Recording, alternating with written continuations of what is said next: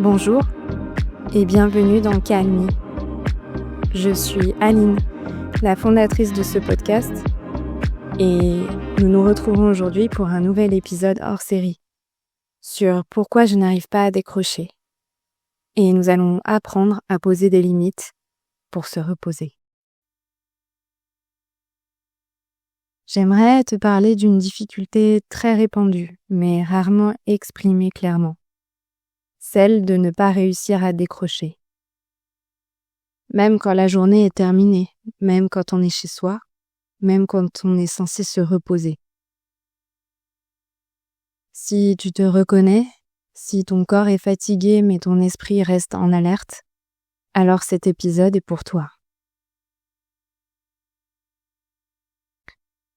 Beaucoup de personnes me disent « Je me repose, mais je ne me sens pas reposée ». Parce que décrocher, ce n'est pas seulement arrêter de travailler, c'est aussi arrêter de penser, arrêter de planifier, arrêter de se juger, arrêter de se demander ce qu'on aurait dû faire autrement. Et ça, ce n'est pas si simple. Quand on a longtemps vécu sous pression, le système nerveux reste en vigilance permanente, même en dehors du travail. Mais alors, pourquoi c'est si difficile de décrocher ? Eh bien, il y a plusieurs raisons à cela. Parfois, on associe inconsciemment le repos à de la perte de temps, de la paresse ou de l'égoïsme.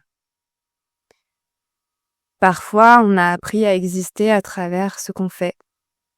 Et parfois aussi, le repos, ça fait peur. Parce que le silence, ça laisse remonter ce qu'on évite de ressentir. Alors, on reste occupé, connecté et tout le temps en mouvement. Le problème, c'est que quand on ne décroche jamais vraiment, la fatigue s'accumule, la patience diminue, les émotions deviennent plus intenses et la motivation s'érode. Et surtout, le corps n'a plus l'espace pour récupérer. Ce n'est pas un manque de volonté, mais c'est un besoin qui n'a pas été respecté. Alors, il faut apprendre à poser des limites. Mais qu'est-ce que c'est concrètement ? Poser des limites, ce n'est pas un rejet. Ce n'est pas dire non par égoïsme. C'est dire oui à ton équilibre. Une limite peut être très simple. Par exemple, tu peux arrêter de répondre aux messages à une certaine heure. Tu peux t'autoriser à ne pas être disponible tout le temps. Tu peux te créer un vrai rituel en fin de journée, rien qu'à toi, pour te faire du bien. Comme celui, par exemple, que je propose avec Calmie. Les limites ne sont pas rigides. Elles sont vivantes. Elles évoluent avec toi. Et donc, il te faut apprendre à te reposer, mais autrement. Et se reposer, ce n'est pas forcément ne rien faire. C'est faire des choses qui ne te demandent pas de performance. Juste être, respirer, marcher, créer, écouter. Et surtout, te reposer sans te juger. Parfois, même avec tout ça, on n'arrive pas à décrocher seul parce qu'on a oublié comment faire.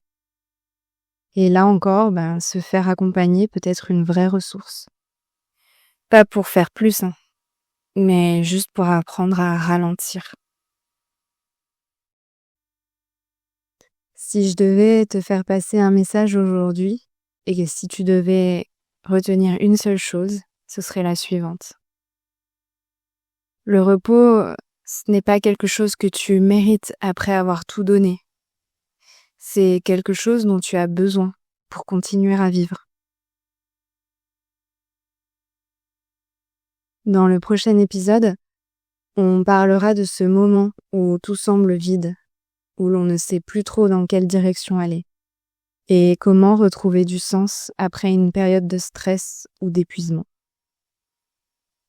J'espère que cet épisode t'aura plu et qu'il t'aura donné des clés pour relâcher la pression dans ton quotidien. Merci d'avoir pris ce temps pour toi avec Calmy. Et n'hésite pas, si c'est une discipline qui t'intéresse, à découvrir mes méditations guidées sur ma chaîne YouTube. Elles t'inviteront à relâcher, à respirer et simplement à prendre un petit temps pour toi. Je te dis à très bientôt et d'ici là, prends bien soin de toi.